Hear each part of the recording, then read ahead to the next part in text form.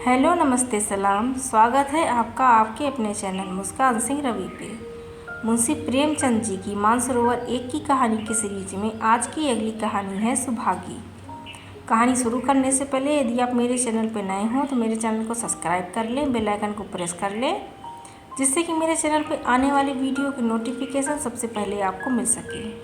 आइए शुरू करते हैं आज की अपनी कहानी सुभागी। और लोगों के यहाँ चाहे जो होता हो, तुलसी महतो अपनी लड़की सुभागी को लड़के रामू से जो भर भी कम प्यार न करते थे। रामू जवान होकर भी काठ का उल्लू था। सुभागी 11 साल की बालिका होकर भी घर के काम में इतनी चतुर और खेत बाड़ी के काम में इतनी निपुण थी कि उसकी माँ लक्ष्मी दिल में डरती रहती थी कहीं लड़की पर देवताओं की आंख न पड़ जाए। अच्छे बालकों से भगवान को भी तो प्रेम है, कोई सुभागी का बखान न करे, इसलिए वह अनायास ही उसे डांटती रहती थी। बखान से लड़के बिगड़ जाते हैं, यह भय तो न था, भय था नज़र का। वही सुभागी आज 11 साल की उम्र में विधवा हो गई। घर में कोहराम मचा हुआ था। लक्ष्मी पछाड़े खाती थी। तुलसी सिर पीटते थे। उन्हें रोते देखकर सुभागी भी रोती थी। बार बार माँ से पूछती, क्यों रोती हो अम्मा? मैं तुम्हें छोड़कर कहीं ना जाऊंगी, तुम क्यों रोती हो? उसकी भोली बातें सुनकर माता का दिल और भी फटा जाता था। वह सोचती थी, ईश्वर तुम्हारी यही लीला है, जो खेल खेलते हो वह दूसरों को दुख देकर। ऐसा तो पागल करते हैं। आदमी पागलपन करे तो उसे पागल खाने भेजते हैं, मगर तुम तो पागलपन करते हो, उसका कोई दंड नहीं। ऐसा खेल किस काम का कि दूसरे रोएं और तुम हंसो? तुम्हें तो लोग दयालु कहते हैं, यही तुम्हारी दया है? और सुभागी क्या सोच रही थी? उसके पास कोठरी भर रुपए होते तो वह उन्हें छिपाकर रख देती, फिर एक दिन चुपके से बाजार चली जाती और अम्मा के लिए अच्छे अच्छे कपड़े लाती। दादा जब बाकी मांगने आते तो चट रुपए निकाल कर दे देती। अम्मा दादा कितने खुश होते। जब सुभागी जवान हुई तो लोग तुलसी महतो पर दबाव डालने लगे कि लड़की का घर कहीं कर दो, जवान लड़की का यूँ फिरना ठीक नहीं। जब हमारी बिरादरी में इसकी कोई निंदा नहीं है तो क्यों सोच विचार करते हो? तुलसी ने कहा, भाई मैं तो तैयार हूँ, लेकिन जब सुभागी भी माने, वह किसी तरह राजी नहीं होती। हरिहर ने सुभागी को समझाकर कहा, बेटी हम तेरे ही भले को कहते हैं, माँ बाप अब बूढ़े हुए, उनका क्या भरोसा, तुम इस तरह कब तक बैठी रहोगी? सुभागी ने सिर झुकाकर कहा, चाचा मैं तुम्हारी बात समझ रही हूँ, लेकिन मेरा मन घर करने को नहीं कहता। मुझे आराम की चिंता नहीं है, मैं सब कुछ झेलने को तैयार हूँ, और जो काम तुम कहो वह सिर्फ आँखों के बल करूँगी, मगर घर बसाने को मुझसे ना कहो। जब मेरा चाल कुचाल देखना तब मेरा सिर काट लेना। अगर मैं सच्चे बाप की बेटी होंगी तो बात की भी पक्की रहूँगी। फिर लज्जा रखने वाले तो भगवान हैं, मेरी क्या हस्ती कि अभी कुछ कहूँ। उजट रामू बोला, तुम अगर सोचती हो कि भैया कमावेंगे और मैं बैठी मौज करूँगी तो इस भरोसे न रहना। यहाँ किसी ने जन्म भर का ठेका नहीं लिया है। रामू की दुल्हन रामू से भी 2 अंगुल ऊंची थी, मटक कर बोली, हमने किसी का कर्ज थोड़े ही खाया कि जन्म भर बैठा भर रह करें। यहाँ तो खाने को भी महीन चाहिए, पहनने को भी महीन चाहिए, यह हमारे बूते की बात नहीं। सुभागी ने गर्व से भरे हुए स्वर में कहा, भाभी मैं तुम्हारा आसरा कभी नहीं किया और भगवान ने चाहा तो कभी करूँगी भी नहीं। तुम अपनी देखो, मेरी चिंता ना करो। रामू की दुल्हन को जब मालूम हो गया कि सुभागी घर ना करेगी तो और भी उसके सिर हो गई।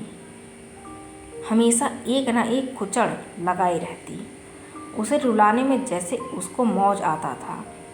वह बेचारी पहर रात से उठकर कूटने पीसने में लग जाती, चौका बर्तन करती, गोबर पाथती, फिर खेत में काम करने चली जाती।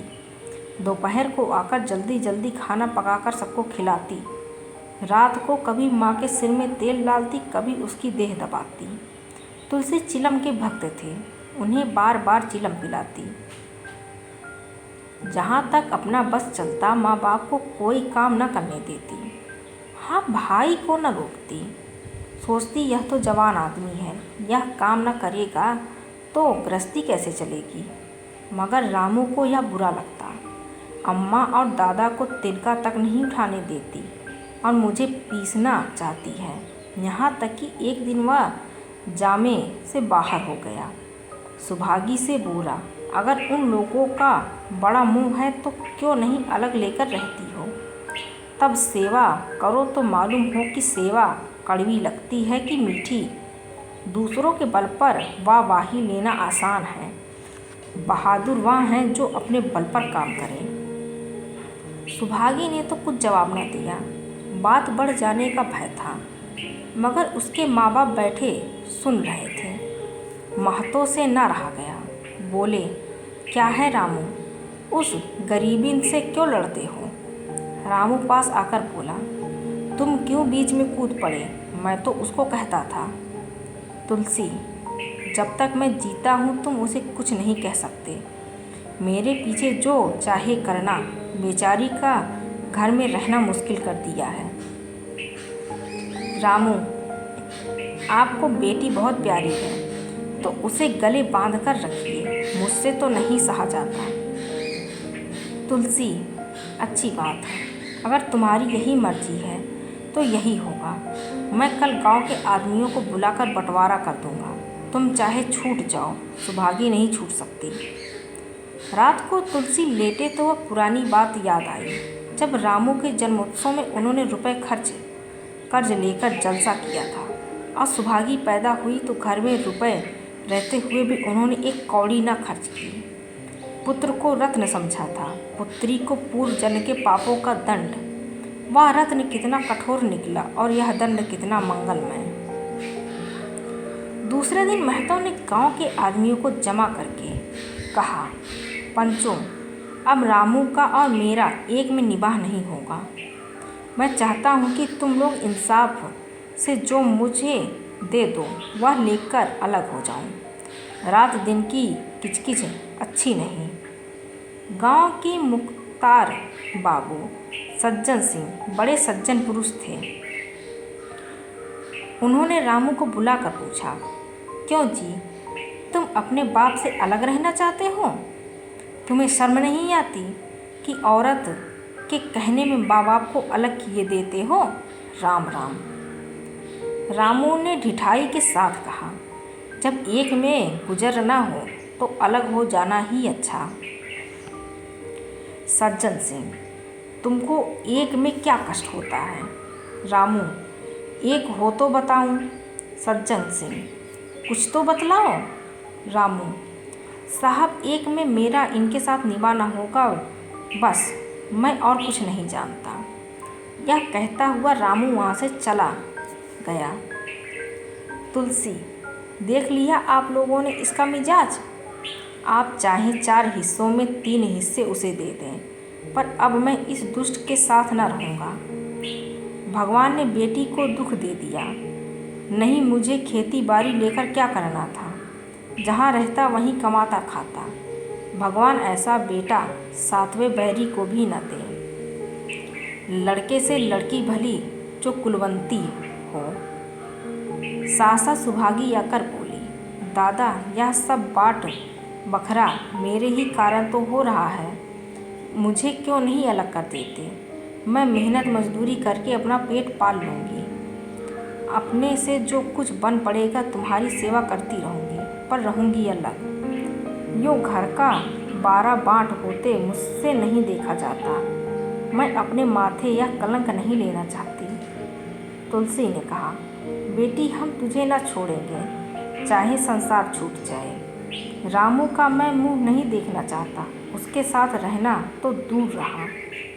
रामू की दुल्हन बोली, तुम किसी का मुंह नहीं देखना चाहते तो हम भी तुम्हारी पूजा करने को व्याकुल नहीं हैं। महतो दांत पीसते हुए उठे कि बहू को मारे, मगर लोगों ने पकड़ लिया। बंटवारा होते ही महतो और लक्ष्मी को मानो पेंशन मिल गई। पहले तो दोनों सारे दिन सुभागी के मना करने पर भी कुछ न कुछ करते ही रहते थे, पर अब उन्हें पूरा विश्राम था। पहले दोनों दूध घी को तरसते थे। सुभागी ने कुछ रुपए बचाकर एक भैंस ले ली। बूढ़े आदमियों की जान तो उनका भोजन है, अच्छा भोजन न मिले तो वे किस आधार पर रहें। चौधरी ने बहुत विरोध किया, कहने लगे, घर का काम यूं ही क्या कम है कि तू यह नया झंझट पाल रही है। सुभागी उन्हें बहलाने के लिए कहती, दादा दूध के बिना मुझे खाना नहीं अच्छा लगता। लक्ष्मी ने हंसकर कहा, बेटी तू झूठ कब से बोलने लगी, कभी दूध हाथ से तो छूती नहीं, खाने की कौन कहे, सारा दूध हम लोगों के पेट में ठूस देती है। गांव में जहां देखो सबके मुंह से सुभागी की तारीफ। लड़की नहीं देवी है, 2 मर्दों का काम भी करती है, उस पर माँ बाप की सेवा भी किए जाती है। सज्जन सिंह तो कहते हैं यह उस जन्म की देवी है, मगर शायद महतो को यह सुख बहुत दिन तक भोगना न लिखा था। 7-8 दिन से महतो को जोर का जोर चढ़ा हुआ था, देह पर कपड़े का तार भी न रहने देते। लक्ष्मी पास बैठी रो रही थी। सुभागी पानी लिए खड़ी है। अभी एक क्षण पहले महतो ने पानी मांगा था, पर जब तक वह पानी लावे उनका जी डूब गया और हाथ पांव ठंडे हो गए। सुभागी उनकी यह दशा देखते ही रामू के घर गई और बोली, भैया चलो देखो आज दादा न जाने कैसे हुए जाते हैं, 7 दिन से ज्वर नहीं उतरा। रामू ने चारपाई पर लेटे लेटे कहा, तो क्या मैं डॉक्टर हकीम हूँ कि देखने चलूँ? जब तक अच्छे थे तब तक तो तुमने उनके गले का हार बनी हुई थी, अब जब मरने लगे तो मुझे बुलाने आई हो। उसी वक्त उसकी दुल्हन अंदर से निकल आई और सुभागी से पूछा, दादा को क्या हुआ है दीदी? सुभागी के पहले रामू बोल उठा, क्या हुआ है, अभी कोई मरे थोड़ी ही जाते हैं। सुभागी ने फिर उससे कुछ न कहा, सीधे सज्जन सिंह के पास गई। उसके जाने के बाद रामू हंसकर स्त्री से बोला, तिरिया चरित्र इसी को कहते हैं। स्त्री, इसमें तिरिया चरित्र की कौन सी बात है, चले क्यों नहीं जाते? रामू, मैं नहीं जाने का, जैसे उसे लेकर अलग हुए थे वैसे उसे लेकर रहें, मर भी जाएं तो न जाऊं। स्त्री, मर जाएंगे तो आग देने तो जाओगे, तब कहाँ भागोगे? रामू, कभी नहीं, सब कुछ उनकी प्यारी सुभागी कर लेगी। स्त्री, तुम्हारे रहते वह क्यों करने लगी? रामू, जैसे मेरे रहते उसे लेकर अलग हुए और कैसे? स्त्री, नहीं जी, यह अच्छी बात नहीं है, चलो देख आवें, कुछ भी हो बाप ही तो हैं, फिर गांव में कौन मुंह दिखाओगे? रामू, चुप रहो, मुझे उपदेश मत दो। उधर बाबू साहब ने जो ही मरते हुए महतो की हालत सुनी, तुरंत सुभागी के साथ भागे चले आए। यहाँ पहुँचे तो महतो की दशा और ख़राब हो चुकी थी। नाड़ी देखी तो बहुत धीमी थी। समझ गए कि ज़िंदगी के दिन पूरे हो गए। मौत का आतंक छाया हुआ था। सजल नेत्र होकर बोले, महतो भाई कैसा जी है? महतो जैसे नींद से जागकर बोले, बहुत अच्छा है भैया, अब तो चलने की बेला है। सुभागी के पिता अब तुम ही हो, उसे तुम्ही को सौंपे जाता हूँ। सज्जन सिंह ने रोते हुए कहा, भैया महतो घबराओ मत, भगवान ने चाहा तो तुम अच्छे हो जाओगे। सुभागी को तो मैं हमेशा अपनी बेटी समझता हूँ और जब तक जीऊँगा ऐसा ही समझता रहूँगा। तुम निश्चिंत रहो, मेरे रहते सुभागी या लक्ष्मी को कोई तिरछी आँख से न देख सकेगा, और कुछ इच्छा हो तो वह भी कह दो। महतो ने विनीत नेत्रों से देखकर कहा, और कुछ नहीं कहूँगा भैया, भगवान तुम्हें सदा सुखी रखे। सज्जन सिंह रामू को बुलाकर लाता हूँ, उससे जो भूल चूक हो क्षमा कर दो। मातो, नहीं भैया, उस पापी हत्यारे का मुंह मैं नहीं देखना चाहता। इसके बाद गोदान की तैयारी होने लगी। रामू को गांव भर ने समझाया, पर वह अंत्येष्टि करने पर राजी न हुआ। कहा, जिस पिता ने मरते समय मेरा मुंह देखना स्वीकार न किया वह मेरा पिता नहीं, मैं उसका पुत्र नहीं हूँ। लक्ष्मी ने दाहक्रिया की। इन थोड़े से दिनों में सुभागी ने न जाने कैसे रुपए जमा कर लिए थे कि जब तहरी का सामान आने लगा तो गांव वालों की आंखें खुल गई। बर्तन, कपड़े, घी, शक्कर, सभी सामान इफरात से जमा हो गए। रामू देख देख जलता था और सुभागी उसे जलाने के लिए सबको यह सामान दिखाती थी। लक्ष्मी ने कहा, बेटी घर देख कर खर्च करो, अब कोई कमाने वाला नहीं बैठा है, आप ही कुआं खोदना और पानी पीना है। सुभागी बोली, बाबूजी का काम तो धूमधाम से ही होगा अम्मा, चाहे घर रहे या जाए। बाबूजी फिर थोड़े ही आवेंगे। मैं भैया को दिखा देना चाहती हूँ कि अबला क्या कर सकती है। वह समझते होंगे इन दिनों के किए हुए न होगा। उनका यह घमंड तोड़ दूंगी। लक्ष्मी चुप हो रही। तिहरी के दिन 8 गांव के ब्राह्मणों को भोज हुआ। चारों तरफ वाहवाही मच गई। पिछले पहर का समय था, लोग भोजन करके चले गए थे। लक्ष्मी थककर सो गई थी। केवल सुभागी बची हुई चीज़ें उठा उठा कर रख रही थी कि ठाकुर सज्जन सिंह ने आकर कहा, अब तुम भी आराम करो बेटी, सवेरे यह सब काम कर लेना। सुभागी ने कहा, अभी थकी नहीं हूँ दादा। आपने जोड़ लिया कुल कितने रुपए उठे? सज्जन सिंह, वह पूछ कर क्या करोगी बेटी? कुछ नहीं, यूँ ही पूछती थी। कोई 300 रुपये उठे होंगे। सुभागी ने सकुचाते हुए कहा, मैं इन रुपयों की देनदार हूँ। तुमसे तो मैं मांगता नहीं, महतो मेरे मित्र और भाई थे, उनके साथ कुछ मेरा भी तो धर्म है। आपकी यही दया क्या कम है कि मेरे ऊपर इतना विश्वास किया। मुझे कौन 300 रुपये देता। सज्जन सिंह सोचने लगे, इस अबला की धर्म बुद्धि का कहीं व्यापार भी है या नहीं। लक्ष्मी इन स्त्रियों में से थी जिनके लिए पति वियोग जीवन स्रोत का बंद हो जाना है। 50 वर्ष के चिर सहवास के बाद अब यह एकांत जीवन उसके लिए पहाड़ हो गया। उसे अब ज्ञात हुआ कि मेरी बुद्धि, मेरा बल, मेरी सुमति मानो सबसे मैं वंचित हो गई। उसने कितनी बार ईश्वर से विनती की थी, मुझे स्वामी के सामने उठा लेना, मगर उसने यह विनती स्वीकार न की। मौत पर अपना काबू नहीं तो क्या जीवन पर भी काबू नहीं। वह लक्ष्मी जो गांव में अपनी बुद्धि के लिए मशहूर थी, जो दूसरों को सीख दिया करती थी, अब बौरही हो गई है। सीधी सी बात करते नहीं बनती। लक्ष्मी का दाना पानी उसी दिन से छूट गया। सुभागी के आग्रह पर चौके में जाती मगर कौर कंठ के नीचे न उतरता। 50 वर्ष हुए, एक दिन भी ऐसा न हुआ कि पति के बिना खाए खुद खाया हो। अब उस नियम को कैसे तोड़े? आखिर उससे खांसी आने लगी। दुर्बलता ने जल्द ही खाट पर डाल दिया।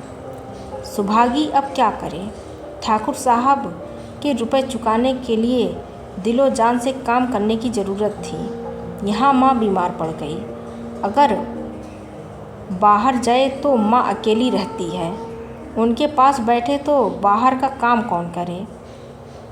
माँ की दशा देखकर सुभागी समझ गई कि इनका परवाना भी आ पहुँचा। महतो को भी तो यही जोर था। गांव में और किसे फुर्सत थी कि दौड़ धूप करता। सज्जन सिंह दोनों वक्त आते, लक्ष्मी को देखते, दवा पिलाते, सुभागी को समझाते और चले जाते, मगर लक्ष्मी की दशा बिगड़ती जाती थी। यहाँ तक कि 15वें दिन वह भी संसार से सिधार गई। अंतिम समय रामू आया और उसके पैर छूना चाहता था, पर लक्ष्मी ने उसे ऐसी झिड़की दी कि वह उसके समीप न जा सका। सुभागी को उसने आशीर्वाद दिया, तुम्हारी जैसी बेटी पाकर तर गई। मेरा क्रियाक्रम तुम ही करना। मेरी भगवान से यही अर्जी है कि उस जन्म में भी तुम मेरी कोख पवित्र करो।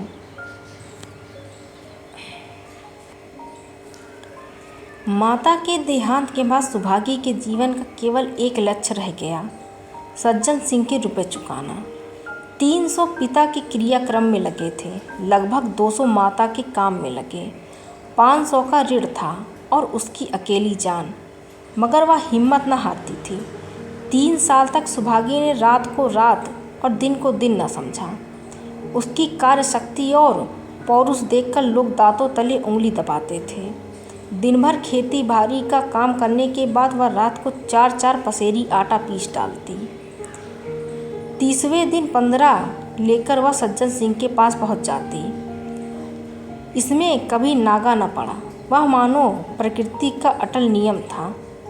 अब चारों ओर से उसकी सगाई के पैगाम आने लगे। सभी उसके लिए मुंह फैलाए हुए थे। जिसके घर सुभागी जाएगी उसके भाग फिर जाएंगे।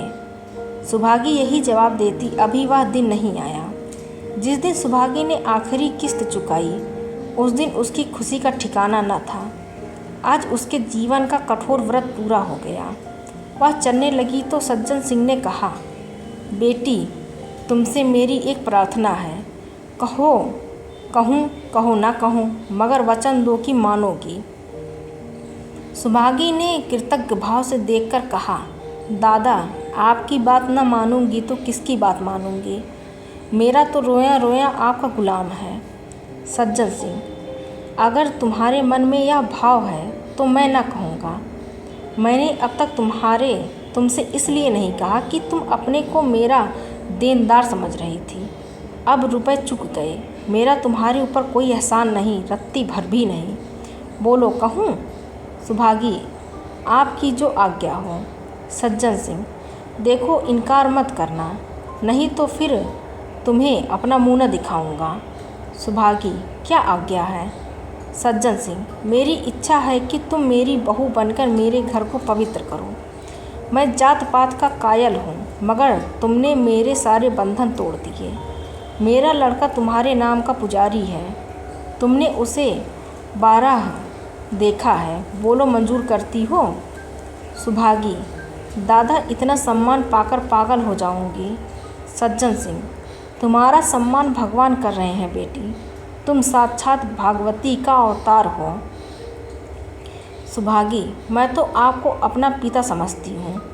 आप जो कुछ करेंगे मेरे भले ही के लिए करेंगे। आपके हुक्म को कैसे इनकार कर सकती हूँ। सज्जन सिंह ने उसके माथे पर हाथ रखकर कहा, बेटी, तुम्हारा सुहाग अमर हो। तुमने मेरी बात रख ली। मुझसा भाग्यशाली संसार में और कौन होगा।